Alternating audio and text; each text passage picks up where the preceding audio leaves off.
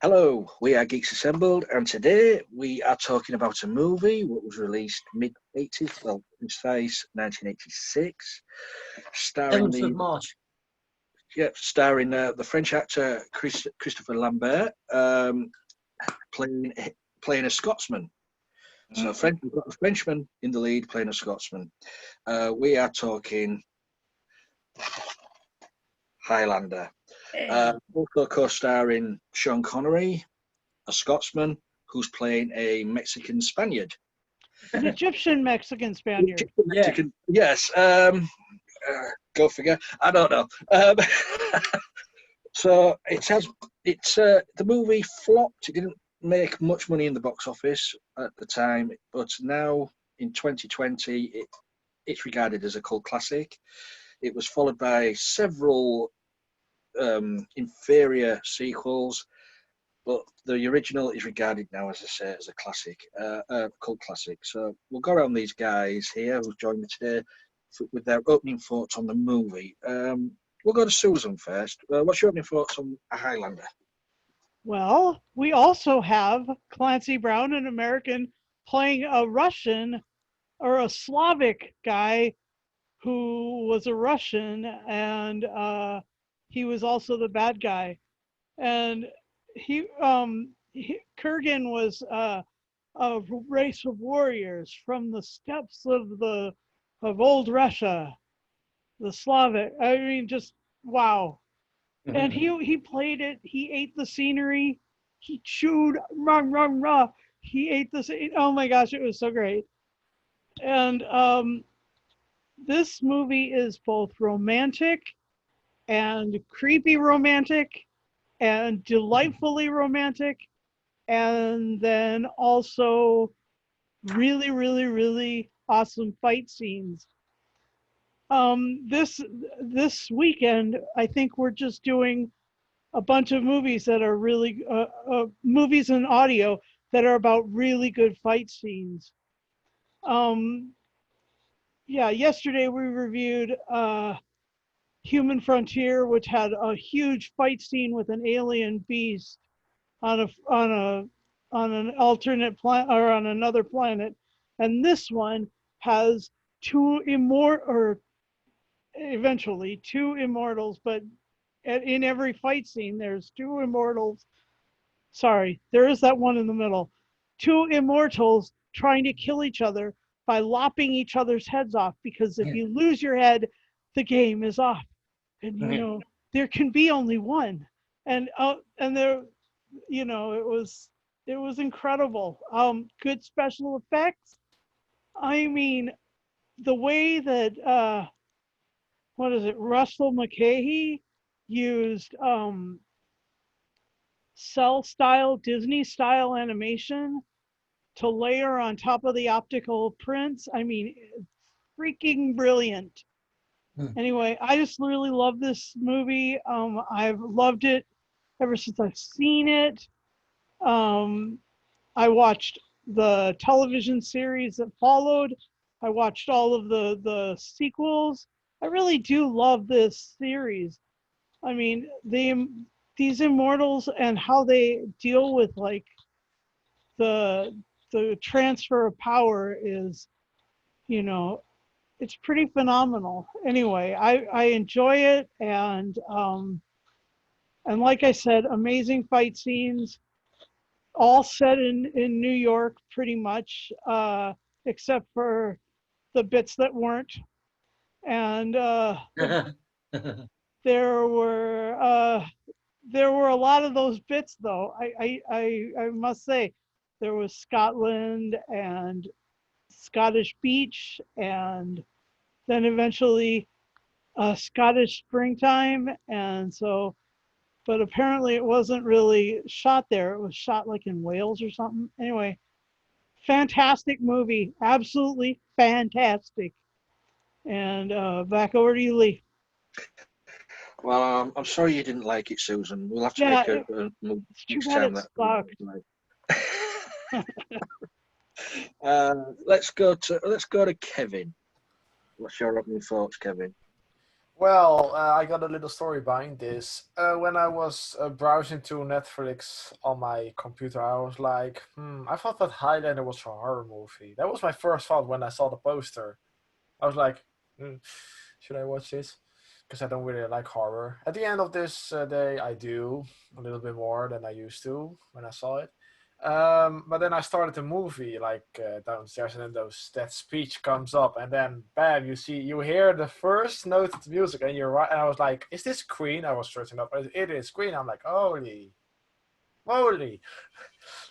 Like, okay, this is going to be awesome. And then I was like, I'm going to watch 5 minutes of it. But then the music is like guiding you through the scenes and creating dialogue. And then I was like, oh, I didn't know that Sean Connery was in this. I was like, and I saw that when I first saw it, I was like, hey, that's the guy from The Flash. That's the general. Before he got killed off, spoiler alert, by a monkey, Corey the God.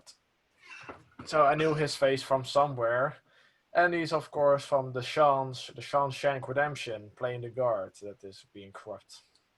So yeah, I knew his face. I was like, okay, this is going to be interesting. And I was like, wow, just these special effects, even for its time, they really aged well.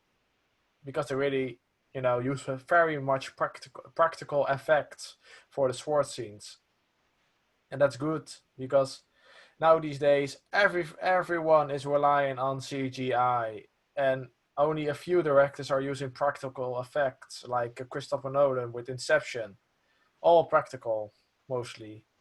Or, just like George Lucas has done it with Star Wars. It was models and real life locations. Eventually, he got to the CGI, of course. We all know how that went. And, yeah, this movie, it's really good. The soundtrack, it's really nice. And the fun fact is that New York never got released, because I heard from Lee that there was never an unofficial soundtrack album. I was like, why? Because I thought it's a kind of magic from Queen. What's the official soundtrack album? That's what my first thought was. So yeah, on to you, Lee. Yeah, we have, me and Susan talked about this a while back in our A Kind of Magic cast. Yeah, it was never a soundtrack. I mean, it does say on the credits soundtrack available, blah blah, but it never was. So Queen took them songs, put them on their own studio album, with a couple of more songs like One Vision, which wasn't in the movie, and put it all together. But yeah, as you said, no New York on that album. I don't know. Maybe it was copyright reasons. I don't know. I heard it that Freddie Mercury didn't like the song. Hey Lee, did you ever hear them play it live in concert? Because I know you saw them. Well, I never saw Queen. I wish I did. Oh, right. Sorry. Sorry. I wish I did. Sore spot. Sorry. I don't know if he ever did New York. I know he did Hey Big Spender a lot. Oh, nice. But we digress. Let's go to Highlander again. Craig. 2, 3, or 4, or 5, or 6. Of what? Of all the. Oh yeah, right. Right, over to the dynamic duo. I don't know which one's Batman and which one's Robin. We're both Robin. Robin bastards. No, what did you think, Craig? I mean, yeah, it was a good. I enjoyed the movie. It was a good watch, and the music was like just another magical element. Yeah, it was special. And I know I think the original score was by Michael Kamen. Yeah. But I think, and there was a rock band that was supposed to play it, but they turned it down last minute or something, and then Queen Marillion, yeah. And then Queen, they used the Queen stuff, which I think, so maybe it was like a blessing, really. Yeah. Was this Queen's first go to soundtrack on a movie? Or was Flash the first one? Flash was the first one. Okay, right, yeah. Because it's they say here there was talking about Stuart Copeland, the drummer for the Police. He sort of did some stuff on there. I didn't know that, But he also did that movie Rumblefish, which was a great movie, really straight. Love that movie. Yeah, cool movie. Sean Connery was cool. He reminded me. It reminded me of the Fourth Doctor, or if his costume was white, he could have got away with being the villain in Sharda. With that, I think it was. Even. No, not that one. The other one. You're right. The villain, I kept thinking it was George from James Bond. Yeah, but it's not. Kurgan. Yeah, it's a very long name. Kurgan. The guy who reveals that he's originally Egyptian and not Spanish. But also how they're all quite friendly to each other. Even though they know there can only be one. They don't seem to be like. And they consent to each other. It's like the Doctor and the Master. Like they know that they're there, or that they are immortal. They can sense it. But yeah, it was pretty good. I enjoyed it. It was good to see it again, actually, after all this time. I want to see part 2. And I don't know. I haven't got the chance to see it. It's probably for the best. Yeah. I'll probably like it then. Craig likes. Sean Connery is coming back in the sequel. Okay, I definitely want to watch that. But how? His head was chopped off. Yeah, so maybe his head's just going to come back. You have to watch the sequel. Because we're just recalling his body, like, hey, I'm over here, come back. Yeah. And action. Where's the fucking head? So, what you've mentioned, it was mentioned earlier, Clancy Brown. He is an icon in movies, but also in voice acting. Clancy Brown is the voice of Lex Luthor in all the Justice League and Superman cartoons these days. And it's the other one, right? The what? It's the guy that got killed off by the guy, the villain. Yeah, he was the main villain. Yeah, the Kurgan. He, as I say, he just filled the part. As Susan said, he ate the scenery. Yeah. It just looked like he was enjoying himself. Yeah, whatever, and anything what Sean Connery does, you can't fault Sean Connery. Oh. Did you know Gregory Wyden? He wrote this film as part of his undergraduate film class. Oh, really? I didn't know that. That's how. At UCLA, At UCLA, yeah. He sold the script for $200,000. Jeez. When he was inspired by The Duelist by Ridley Scott.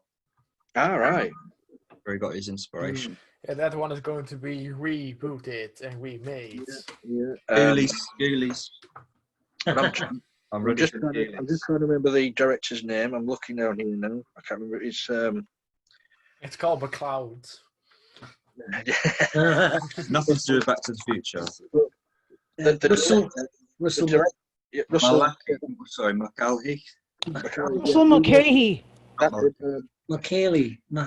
Watching the movie and then being told that he originally came from directing and making rock music videos. You could see in the movie. Yeah, there's a bit of influence of rock music in the crumbling rocks when they're fighting and all like that. Yeah, it's a rock. This is just a 90-minute rock video. Swords. Queen. Yeah. But, yeah, it's a damn good movie. As I say, it deserves a cult status. It was the very first Glastonbury. Yeah. When they were at the villages. Yeah, that's about it. Like, really. There's a lot of yeah. It's a shame. It's a shame it flopped when it first came out. Really? Yeah, I thought it would have been done well at the box office. It flopped. It totally flopped. The original film was the original script was supposed to be much darker. Yeah. Very dark. But it's very strange for the original movie to flop and have so many sequels afterwards. Because if it flops, it's dead in the water. Yeah. So Maybe I think the soundtrack saved it. Yeah. Maybe the following the fans, wanting more, I But that's suppose. the beauty Maybe of a people cult film. revisit it. That's the whole beauty of cult TV and film. Like, Yeah. the audience, the true fans, get behind it and bring it along. You know, I like that. So, shall we go favourite scenes and things what you may not have been keen on? Hello, Kevin. You're winning. Hello. Hello to the Netherlands. Oh, hello, really? We're still going to host the Eurovision next year, so. Over to you, Kevin. Your favourite Yes. moment. Come on. Well, one of the moments that you are just, being quiet out of nowhere is the scene when MacLeod is being with his first wife till the end of her days. With the scene of Queen, chills, man. Just chills. Like, that was, such a beautiful scene. I was getting all goosebumps. Like, I mean, Sean Connery's character was telling him he can't be with anyone. My mum was getting emotional. Hey. Saw Yeah, that bit. yeah. Hello. And Hello. But he was telling him that he can't have family, he can't marry, he can't have a relationship. You outlive them all. In the rewrite originally, But it's so romantic. Yeah. The Immortals were only supposed to have that they could have children, and he was supposed to have had 37 kids. It was the Rotten Tomatoes.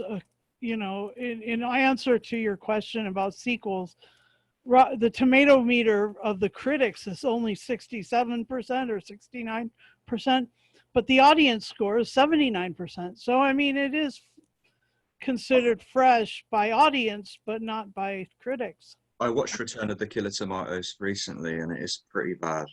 No, I'm talking about the Rotten Tomatoes website. Yeah, I was my internet connection was unstable, guys, so I didn't catch all of that. But I'm unstable. But what Kevin said about the scenes with the wife and dying and all that, but that was great. It does set it up. I mean, Who Wants to Live Forever? Brilliant song, but also Who Wants to Live Forever? Well, yeah. It's like Interview with a Vampire almost. Yeah. Like, we've had a few of them. They're fucked, Like, it's like being a Time Lord. Yeah. Like, although I probably would like to be a Time Lord, but I don't know how I'd feel about seeing my family die, and then I'd have to keep going back in the TARDIS So you don't want to be an immortal there? Repeat. Right? Like, who are you? I'm from the future. How about you, David? Do you want to be immortal or vampire or Time Lord? No, I think I'd make a good vampire. I think to be immortal. I wrote a short story about immortal, and the guy has got chronic depression. So he's got it forever. Yeah. And it's how, it's quite a dark story. Well, forever. Yeah. That's arthritis, vertigo, and fucking depression. Yeah. Hellish, man. So you've got to really consider, and as you say, you're leaving all the loved ones behind. You can't make relationships for anyone. No, I don't think I want to be around forever. But the thing is, I'm starting to believe more in the karma thing. So probably been here quite a few times and we'll continue on that journey, But it'll be a new slate next time, hopefully. Also, that scene with when he's not finally in this movie. I don't recall the sequels, but I've never seen them. When he's dating that new girl, and then you hear that song on the background of Queen. It's like so sexy. Like when he went under the water. Brenda, you're talking about Brenda? Oh, Brenda, that was her name. Yeah. Like, played by Roxanne Hart, and wow, did she do a good job? I mean, even the love scene in this movie was set off as well with Queen. Yeah. The landscape shots were absolutely beautiful. stunning. Oh yeah, it makes me want to go to Scotland. It is beautiful place. Yeah. Just talk like this, like MacLeod. It was filmed in Wales or wherever it was filmed. But so Kevin, would you rather be a vampire or an immortal or a? I don't know. I will probably be a guy with a Time Lord, I think. Time Lord, yeah. But I can travel the TARDIS without being Time Lord. But I don't know. A vampire might do me because I'm not a fun lover. You're not a morning person, mate. I'm not a morning person. I'd rather be immortal with superpowers. Maybe with superpowers. like the Flash. Hey, if you're the Flash and you're still mortal and you ran into a wall, you're dead in 1 second and you don't even feel it. So I would rather be a vampire, but this immortal life sounds pretty great. But being a Time Lord would suck because I like me a lot.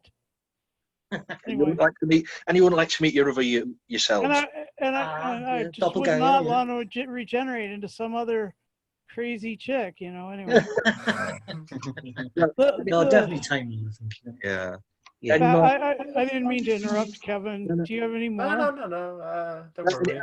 It's an open floor, so all of your favorite things, just go ahead. All right, go to Lee's house. It's an open floor, guys. Go now.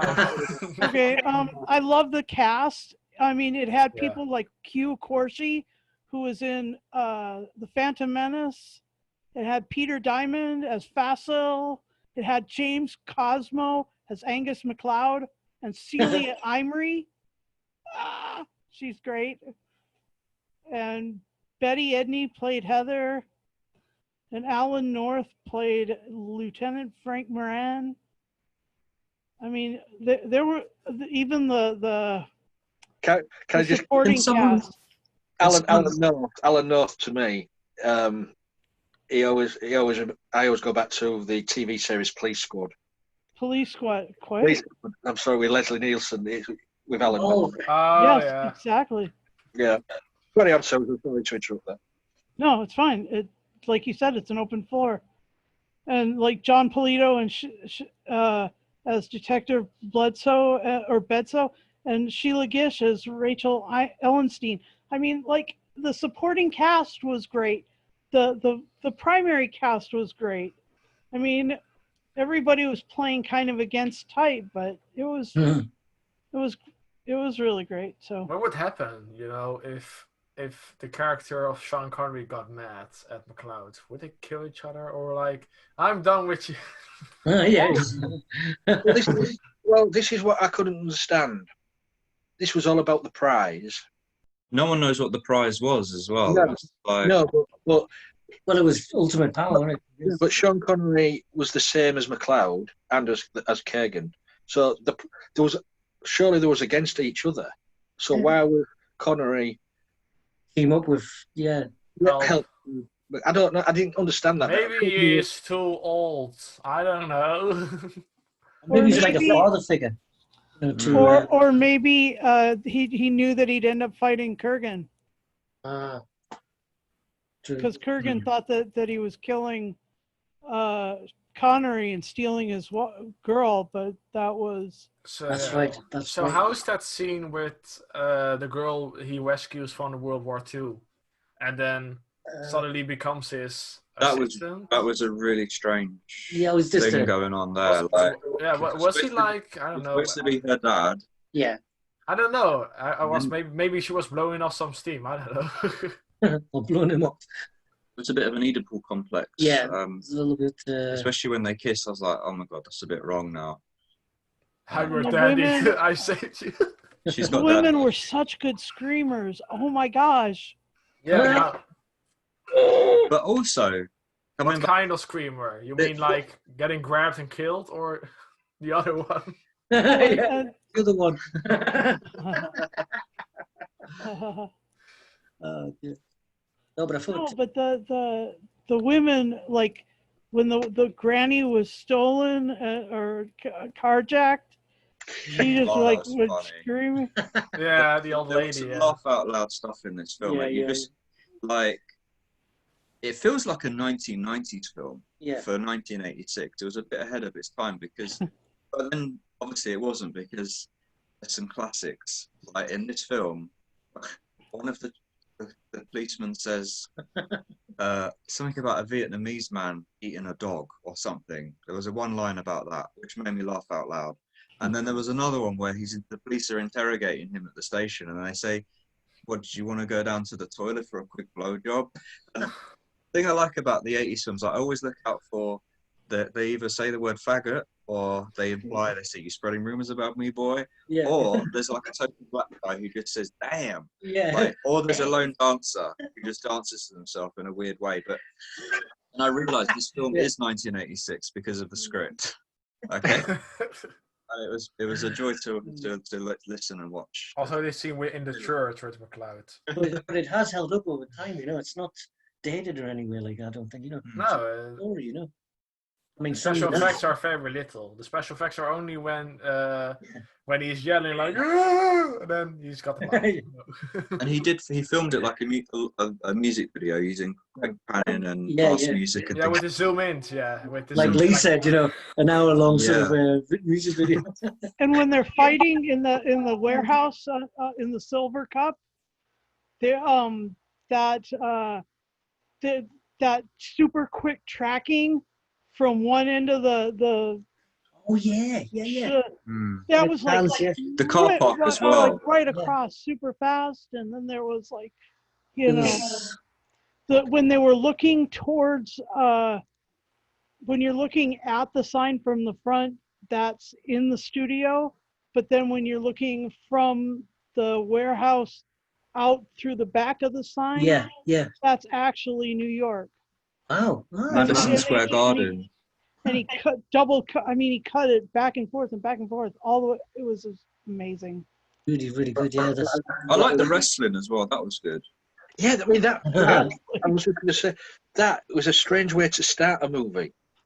Yeah, but it sets the scene though. It does. It sets the kind of dynamics. But it also gets you wondering, have I put the right movie in? Yeah, it was the Fabulous Freebirds versus Greg Gagne, Jim Bunzel, and the Tonga Kid. Oh, wow. What's the girl? You know, the hooker who comes to his room, Kurgan. She says, "Hi, I'm Ken." Of course. Got a really cool voice. Yeah, if you just put out, you know, if you just switching the telly and you're seeing that scene as the first scene, you're thinking like, "What am I watching?" But as Craig sort of started to mention, the car park scene, the car park scene with the fight team there is just amazing. That was Madison Square Garden. Everything about this movie it's very 80s and very memorable. It hasn't dated. Yeah. You know it's 80s, but you can still watch it and not pick it to bits really. Anything anybody else wants to say about the movie? The church. Oh, I love the fact that they were able to keep the same car that they were driving all the way into Scotland in the end. In the climax, it was supposed to be set on top of the Statue of Liberty, but then they changed it to an amusement park, and then lastly they ended up at the Silver Cup Studios building with the letters that fall down, and then it was supposed to take place during a National Hockey League game, but the NHL refused because of the violence of the scenes. They didn't want that to be associated. The church scene is the funniest one. Which is funny because if you go to most NHL hockey, especially here in Boston, it ends up being a fist fight. Torrey Krug is a beast. Well, this movie cost $19 million to make. Yeah, 19. And it only raked in about 13. Damn.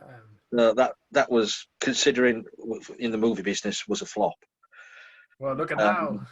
Wow. Wow, yeah, exactly. But I'm sure it's raked it in now on DVD, Blu-ray, and, you know. And somewhere in the world, there's mostly Highlander conventions. Really? I didn't know he was French. Five sequels. 5 sequels. TV and a television show. Yeah. Is he French Canadian, Crystal Lambert, or is he just French? French. Oh, right. Okay, right. There's going to be a remake, but they haven't started filming yet. Wait, really? I love the television show. Didn't Big Finish do Highlander audios? Oh, sorry. I'm sure they did. Highlander audios. I'm positive, unless it was just like. I want to see the animation. There's an anime. Yeah, that's The Search for Vengeance, 2007. That sounds good. And Highlander the Sword, 2007. So really, it's 2020 now. I think just around the corner there's going to be a remake, don't you? Yeah, I think so. Well, if Bring if Sean they Connery do, back. Yeah, bring Sean Connery back. Put his head back on. Too old and frail these days. Is that like when he goes, I don't think we're hearing the same voice. It'll be Arnold Schwarzenegger. Yeah, Again. or maybe put Christopher Lambert as a cameo scene in it. Yeah, you can play Sean Connery and get a new actor in to play. Yeah. If I remember rightly, I think Christopher Lambert did do a couple of cameos in the TV series, but he was a different actor, played a different character. But, all in all, it's a damn good movie. So, shall we go to final say and scores? Yes. Kevin? I'm going to give it a 10 out of 10. 10 out of 10. It's one of my favorite 80s movies next to Back to the Future. Before we go move on, Big Finish did do Highlander audios. Oh. Wow. Yeah, so there we go. I don't think they lasted long. I think they did one season of But if they're going to reboot it, they should do a little bit of tweaks to the story, or else it's like, I'm going to copy your homework, just to make sure it doesn't look like the same thing. Yeah. Susan, what's your final say and score? Well, there can be only one, but I will still give it a 10. Even so, I'll give it 10 ancient pieced together swords carried in somebody's back. Oh, and my final say is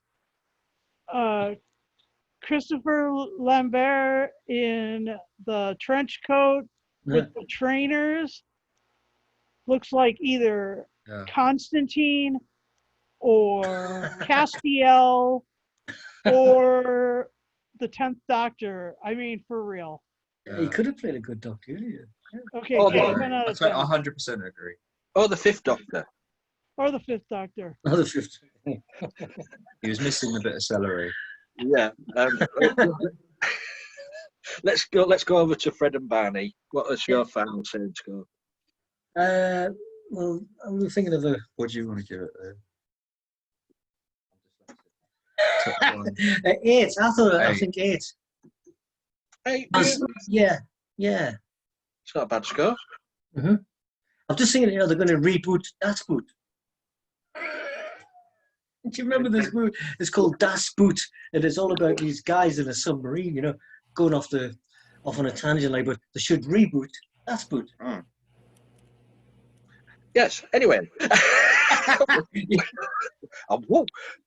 So, are you agreeing with that with an 8, or are you giving it a different score? Thank you.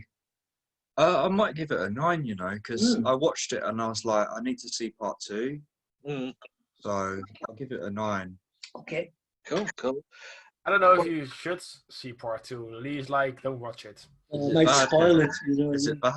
No, it's up to the individual to make their own decision. Kevin, I enjoyed it. What would you give? Craig, Hello, everybody. Hello, you're looking for? What would you give part 2 out of 10, please? Well, I don't know. I haven't seen it. I've only read the scores and seen the trailer, and I was like, how is Sean Connery back alive? His head chopped off. I'd give the sequel a 9. All right. Well, I'd give the television show an 8. Okay. Maybe you've got to be high to watch. I'm going to torture myself tomorrow with that movie. Let's see if it's that bad. Yeah, you've got to smoke 14 spliffs and drink Coca-Cola. Highlander. It's the only way you can watch the second one. Watch The Room. Yes, I'd say watch it yourselves, make your own decision. Have some hash cookies. Yeah, that's right. In my opinion, you can't cut the original. We should review The Room. So me, personally, I would give the movie a 9, but then the icing on the cake with a cherry on top is the Queen music. Yeah. To 10 in total. Yeah, the soundtrack was 10. Yeah. Yeah, the soundtrack did well. Queen. I didn't even know that those songs were for the Highlander movie. I never even realised that, and I've been listening to them for years. Like, really well. Makes sense. Yeah. With Freddie is great. Yeah. We've thoroughly enjoyed talking about Highlander. we've come to the end of the cast. And can I say, Susan's got an awesome background. Yes, she has. That's what Boston Really looks cool. like on a rainy day. We're all coming round Susan's next time. Yeah, we're coming around yours. So far. Christopher and It's known as green screen in the community. But guys, I'd like to thank you for joining me talking Highlander.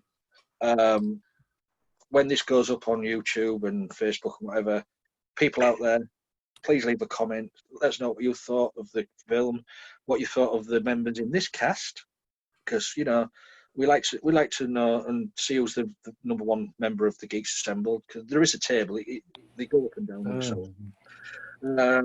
So, and also, please subscribe to our channel, our Facebook group. If you want to join, just leave us a message and we'll try and sort you out.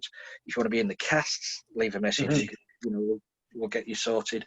And if you want to be notified from any of our videos, just on YouTube, ding the bell, you'll get notified. We talk about any type of movies, TV series, even audio dramas, music albums. So until next time, just remember, there can be only one.